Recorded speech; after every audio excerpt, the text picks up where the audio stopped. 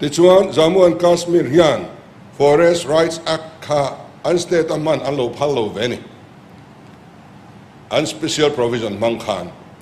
ama ro chu BJP sarkari chu dan 370 chu anwai bo ni ti kan thriani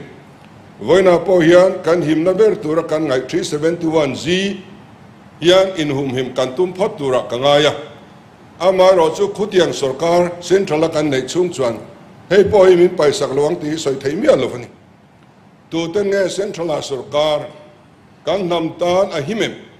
pui chi an niem an zinga telve na chi niem ti hi voi ni min zirti tu ni se ka du khop mai so wang chuan kan lati thei chu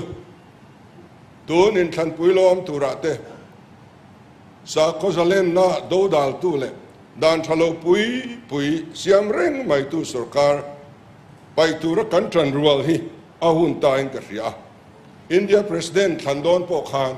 ke ni chuan a lelam candidate kha kan vote ani khada po khan NDA ni lo zong hi tang rual lang chuan kan ne the ni ma se kan tang rual tlat lova chu tiang chu kan ni zela chu wang chuan CAB chungchang kan pui lawang kan tia kan soya ma se kan MP ngein entinge soi kha hausa khan because of the gratitude that we have we are going to support this bill atimaya vote le mai ni helai kan soi le khuta kan che dan a in mil lo ta yan zoram mi pui kan buai to tun na no confidence am le a move to te zong chuan an do lo en tirin an chuaka kan MP cho chuak velo so wangin BJP lama atanga a chuak velo va kan move kan yama ngai point interview wa soi ni ten kan MP pani ten interview an nei ve a chutan thu soi po kan ria Manipuri suwa cho kan do dal we are going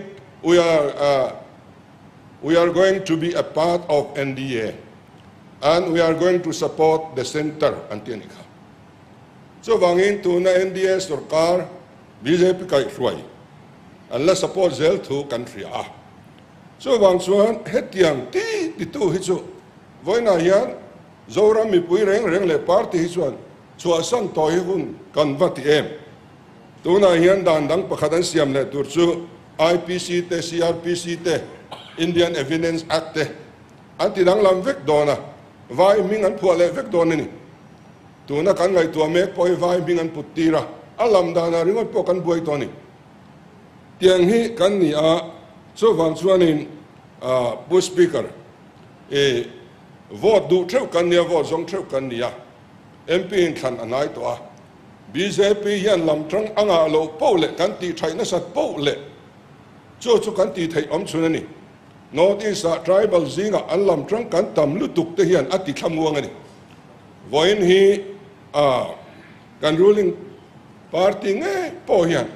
he bill kan ngai tu na hi in ngai tu harnan mangsela NDA hi chwa san ve to silang ti hi kang en du nge a chu wang chuan ani to a ama ro chu het tiang ti ching sarkar central an omzui le lawa kum nga dang bin op le chuan eng hinge an ti bel le don a la om to lu tuka an sarkar na tur hoi zonga lo chet ve hi Christian tele ke ni mi zo fa te na kan ti tur hi ani to lo fa